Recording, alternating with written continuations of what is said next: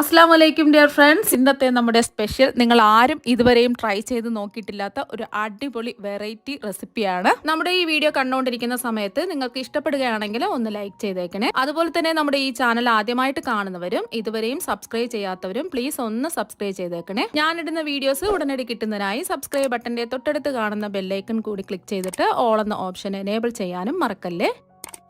ആദ്യം ഒരു മിക്സിയുടെ ജാർ എടുക്കുക. ഇതിലേക്ക് 15 ചെറിയ ഉള്ളി ചേർത്ത് കൊടുക്കുക. ഇതിപ്പോ കുറച്ച് വലിപ്പമുള്ള ചെറിയ ഉള്ളിയാണ് എടുത്തിട്ടുള്ളത്. അപ്പൊ തീരെ ചെറിയ ഉള്ളിയാണെന്നുണ്ടെങ്കിൽ ഒരു 20 വരെ എടുക്കാം. ഇനി ഇതിലേക്ക് ചേർത്ത് കൊടുക്കുന്നത് 5 വെളുത്തുള്ളി അല്ലികൾ. ഇതുപോലെ നീളത്തിൽ ഞാൻ കട്ട് ചെയ്ത് എടുത്തിട്ടുണ്ട്. അപ്പൊ ചെറിയ വെളുത്തുള്ളി അല്ലികളാണെന്നുണ്ടെങ്കിൽ ഒരു 10 വരെ എടുക്കാം. ഇനി 1 ടീസ്പൂൺ പെരിഞ്ജീരകം ചേർത്ത് കൊടുക്കാം. വലിയ ജീരകമാണ്, ചെറിയ ജീരകമല്ല. അതുപോലെ തന്നെ 1/2 ടീസ്പൂൺ ഗരം മസാല പൊടിയും കൂടി ചേർത്ത് കൊടുക്കാം. ഇനി നമ്മളിതിലേക്ക് ചേർത്ത് കൊടുക്കുന്നത് 2 ടേബിൾ സ്പൂൺ മുളക് പൊടിയാണ്. ഞാനിപ്പോൾ കാശ്മീരി മുളക് പൊടിയാണ് 2 ടേബിൾ സ്പൂൺ എടുത്തിട്ടുള്ളത്. സാധാരണ എരിവുള്ള മുളക് പൊടിയാണെന്നുണ്ടെങ്കിൽ അവരവരുടെ എരിവിനനുസരിച്ചിട്ട് മുളക് പൊടി ചേർത്ത് കൊടുക്കുക. 1 ടേബിൾ സ്പൂൺ ഒക്കെ എടുത്താൽ മതിയാകും. ഇനി ഇതിലേക്ക് നമ്മൾ ചേർത്ത് കൊടുക്കുന്നത് ഒരു ചെറിയ നെല്ലിക്ക വലുപ്പത്തിലുള്ള പുളിയാണ്. വലിയ നെല്ലിക്ക വലുപ്പത്തിൽ എടുക്കുക, ചെറിയ ഒരു നെല്ലിക്ക വലുപ്പത്തിലുള്ള പുളി ചേർത്ത് കൊടുക്കുക. ഇനി ഇതെല്ലാം കൂടിയിട്ട് നമുക്കൊന്ന് ക്രഷ് ചെയ്തെടുക്കാം. വെള്ളം ഒന്നും ഒഴിക്കരുത്, വെള്ളം ഒഴിക്കാതെ ഒന്ന് ക്രഷ് ചെയ്തെടുക്കാം. അപ്പോൾ ഒരുപാട് അരഞ്ഞു പോവാതെ ഈ ഒരു രീതിക്ക് അരച്ചിട്ടെടുക്കുക. നമ്മളിതിൽ ഒട്ടും വെള്ളം ചേർക്കാതെയാണ് ഈ ഒരു രീതിക്ക് അരച്ച് എടുത്തിട്ടുള്ളത്. ഇതിവിടെ ഇരിക്കട്ടെ. ഇനി അടുത്തതായിട്ട് നമുക്ക് വേണ്ടത് വെണ്ടയ്ക്കാണ്. ഞാനിപ്പോൾ നല്ലതുപോലെ കഴുകി വൃത്തിയാക്കി എടുത്ത 20 വെണ്ടയ്ക്കാണ് എടുത്തിട്ടുള്ളത്. നമ്മൾ വെണ്ടയ്ക്ക എടുക്കുന്ന സമയത്ത് പിഞ്ച് വെണ്ടയ്ക്ക നോക്കി എടുക്കുക.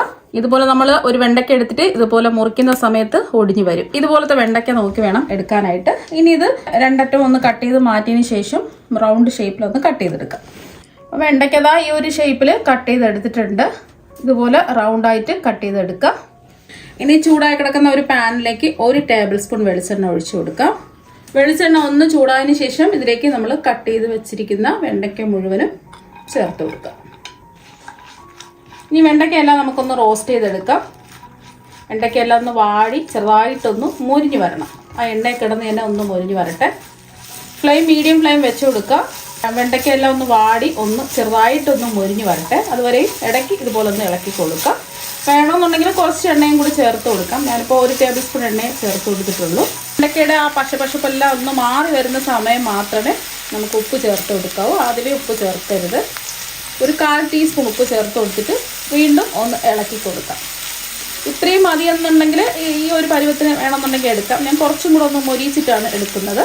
വെണ്ടയ്ക്കയെല്ലാം ഇതുപോലെ ചെറുതായിട്ടൊന്ന് മൊരിഞ്ഞ് വരുന്ന സമയത്ത് നമുക്ക് ഈ എണ്ണയിൽ നിന്നങ്ങ് കോരി മാറ്റാം. എണ്ണ എല്ലാം ഒന്ന് പ്രസ് ചെയ്തൊന്ന് മാറ്റാം. ഒരു പാത്രത്തിലേക്ക് മാറ്റാം. ഇതുപോലെ ഒന്ന് പ്രസ് ചെയ്ത് എണ്ണ മുഴുവൻ മാറ്റിയിട്ട് ഒരു പാത്രത്തിലേക്ക് നമുക്കിത് മാറ്റി വയ്ക്കാം. ബാക്കി വന്ന എണ്ണ ഉണ്ടല്ലോ, അതിലേക്ക് നമുക്ക് 2 കോഴിമുട്ട പൊട്ടിച്ചത് ഒഴിച്ചു കൊടുക്കാം. 2, 3, 4 ഒക്കെ എടുക്കാവുന്നതാണ്. ഞാനിപ്പോൾ 2 കോഴിമുട്ട എടുത്തിട്ടുള്ളൂ. ഇനി ഈ മുട്ടയ്ക്ക് ആവശ്യമായിട്ടുള്ള ഉപ്പ് ചേർത്ത് കൊടുക്കാം. ഒരു 2 നുള്ളു ഉപ്പ് ചേർത്ത് കൊടുക്കാം. അതുപോലെ തന്നെ ഒരു 1/4 ടീസ്പൂൺ കുരുമുളക് പൊടിയും കൂടി ചേർത്ത് കൊടുക്കുക. 1/4 ടീസ്പൂൺ മുതൽ 1/2 ടീസ്പൂൺ വരെ ചേർത്ത് കൊടുക്കാവുന്നതാണ്. അപ്പോൾ കുരുമുളകൊക്കെ ടേസ്റ്റ് ഇഷ്ടമാണെന്നുണ്ടെങ്കിൽ ഒരു 1/2 ടീസ്പൂൺ ചേർത്ത് കൊടുക്കുക. ഒരു 20 സെക്കൻഡ് ഫ്ലെയിം കുറച്ചിട്ട് ഇങ്ങനെ തന്നെ വെച്ചിരിക്കുക. 20 സെക്കൻഡ് കഴിഞ്ഞിട്ട് നമുക്ക് ഈ മുട്ട ഒന്ന് സ്ക്രാമ്പിൾ ചെയ്തെടുക്കാം, ഒന്ന് ചിക്കിയെടുക്കാം. ചെറിയ ചെറിയ കഷ്ണങ്ങളായിട്ട് നമുക്ക് കിട്ടണം. മുട്ട ഒരുപാട് അങ്ങ് ഉടഞ്ഞു പോകരുത്. ചെറിയ ചെറിയ കഷ്ണങ്ങളായിട്ട് കിട്ടണം.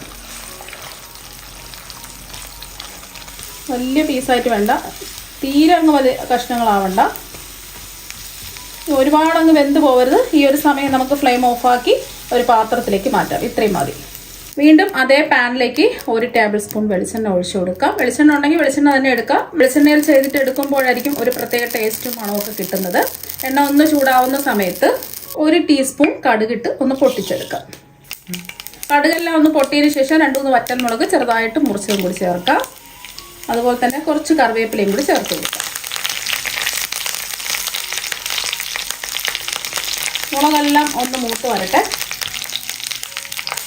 കറിവേപ്പിലയും വറ്റൽമുളകെല്ലാം ഒന്ന് മൂത്ത് വരുന്ന സമയത്ത് ഇതിലേക്ക് ഒരു മീഡിയം സൈസ് സവാള ചെറുതായിട്ട് കട്ട് ചെയ്ത് ചേർത്ത് കൊടുക്കാം. സവാള എല്ലാം ഒന്ന് വഴന്ന് വരട്ടെ.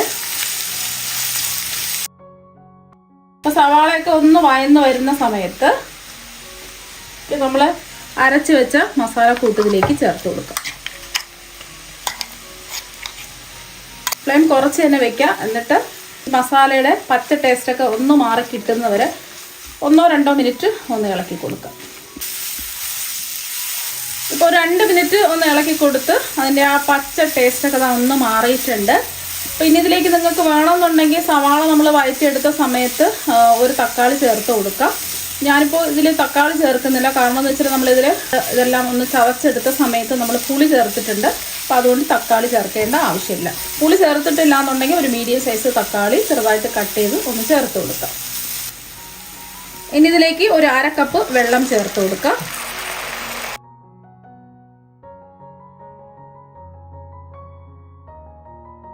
നന്നായിട്ടൊന്ന് തിളച്ച് ചെറുതായിട്ടൊന്ന് കുറുകി വരട്ടെ.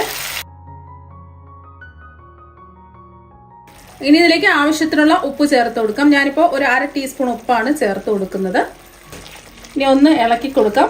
ഒരുപാട് ഉപ്പ് ചേർക്കരുത്, കുറച്ച് ഉപ്പ് ചേർത്ത് കൊടുത്താൽ മതി. നമ്മൾ വെണ്ടക്കയിലും അതുപോലെ തന്നെ മുട്ട സ്ക്രാമ്പിൾ ചെയ്തെടുത്തപ്പോഴും നമ്മൾ ഉപ്പ് ചേർത്ത് കൊടുത്തിട്ടുണ്ട്. ഈ മസാലയ്ക്ക് ആവശ്യമായിട്ടുള്ള കുറച്ച് ഉപ്പ് ചേർത്ത് കൊടുക്കാം. അവരവരുടെ ഇഷ്ടത്തിനനുസരിച്ച് കൂട്ടുകയും കുറയ്ക്കുകയൊക്കെ ചെയ്യാം. ഫ്ലെയിം കുറച്ചിട്ട് തന്നെ വെക്കുക. റോസ്റ്റ് ചെയ്ത് വെച്ചിരിക്കുന്ന വെണ്ടയ്ക്ക ചേർത്ത് കൊടുക്കാം. ഇതിലേക്ക് നമ്മൾ മുട്ട സ്ക്രാമ്പിൾ ചെയ്ത് വെച്ചില്ലേ, അതും കൂടി മുഴുവനും ഒന്ന് ചേർത്ത് കൊടുക്കാം.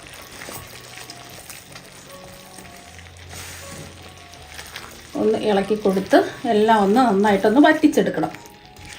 ചെറിയ ഒരു രീതിയിൽ ഇതുപോലെ ഒന്ന് ഇളക്കി കൊടുക്കുക. ഒരുപാടിട്ട് ഇളക്കി മറിക്കരുത്. ഈ ഒരു സമയം ഉപ്പൊക്കെ ഉണ്ടോ എന്നൊന്ന് ചെക്ക് ചെയ്ത് നോക്കുക. ആവശ്യമെങ്കിൽ നമുക്ക് ഉപ്പ് ചേർത്ത് കൊടുക്കാം. അപ്പം എല്ലാം ഒന്ന് ഡ്രൈ ആയി വന്നിട്ടുണ്ട്.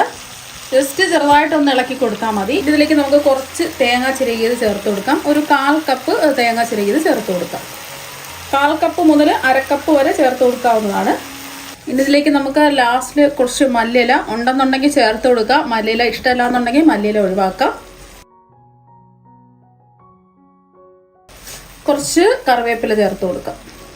വേണമെന്നുണ്ടെങ്കിൽ ഇതിലേക്ക് 1 ടീസ്പൂൺ വെളിച്ചെണ്ണ ലാസ്റ്റിൽ ചേർത്ത് കൊടുക്കാം. ഞാനിപ്പോൾ വെളിച്ചെണ്ണ ഒന്നും ചേർക്കുന്നില്ല. എല്ലാം കൂടിയിട്ട് ഒന്ന് ജസ്റ്റ് ഇളക്കി കൊടുക്കാം. നല്ലൊരു മണം വരുന്നുണ്ട്. നല്ല അടിപൊളി ടേസ്റ്റാണ് കഴിക്കാൻ വേണ്ടിയിട്ട്. ചോറിൻ്റെ കൂടെ, ചപ്പാത്തിയുടെ കൂടെ, എന്തിൻ്റെ കൂടെയും നമുക്ക് കഴിക്കാവുന്നതാണ്. അപ്പോൾ വെണ്ടയ്ക്കൊക്കെ വില കുറച്ച് കിട്ടുന്ന സമയത്ത് ഇതുപോലെയൊക്കെ ഒരു പ്രാവശ്യം, കുറച്ച് വെണ്ടയ്ക്കയുടെ ആവശ്യമല്ലേ ഉള്ളൂ. അപ്പോൾ വെണ്ടയ്ക്ക വീട്ടിൽ വാങ്ങുന്ന സമയത്ത് ഇതുപോലെ ഒരു പ്രാവശ്യം ഒന്ന് ട്രൈ ചെയ്ത് നോക്കാം. അപ്പോൾ ഇത്രയേ ഉള്ളൂ. നമുക്കിനി ഒരു പാത്രത്തിലേക്ക് സെർവ് ചെയ്യാം. അപ്പോൾ നിങ്ങളെല്ലാവരും വെണ്ടയ്ക്കയും മുട്ടയും വെച്ചിട്ട് ഇതുപോലെ ഒരു പ്രാവശ്യം ഒന്ന് ട്രൈ ചെയ്ത് നോക്കുക. കുട്ടികൾക്കും മുതിർന്നവർക്കും എല്ലാവർക്കും ഒരുപാട് ഇഷ്ടമാകും. അത്രയ്ക്ക് അടിപൊളി ടേസ്റ്റാണ്. അപ്പോൾ വെണ്ടയ്ക്കൊക്കെ നമുക്ക് എപ്പോഴും കിട്ടുന്ന ഒരു സംഭവമാണ്. അപ്പം 2 മുട്ടയും വെണ്ടയ്ക്കയും ഉണ്ടെങ്കിൽ നമുക്ക് വേറെ ഒരു കറിയുടെ ആവശ്യമില്ല. ഇത് ബ്രേക്ക്ഫാസ്റ്റിന്റെ കൂടെയും അതുപോലെ തന്നെ ലഞ്ചിന്റെ കൂടെയും നമുക്ക് കഴിക്കാവുന്നതാണ്. അപ്പോൾ നിങ്ങളെല്ലാവരും ഇതുപോലെ ഒരു പ്രാവശ്യം വെണ്ടയ്ക്കയും മുട്ടയും വെച്ചിട്ട് ഒന്ന് ട്രൈ ചെയ്ത് നോക്കുക. തീർച്ചയായും നിങ്ങൾക്ക് എല്ലാവർക്കും ഒരുപാട് ഇഷ്ടമാകും. അപ്പോൾ നമുക്ക് മറ്റൊരു വെറൈറ്റി വീഡിയോ ആയിട്ട് വീണ്ടും കാണാം. താങ്ക്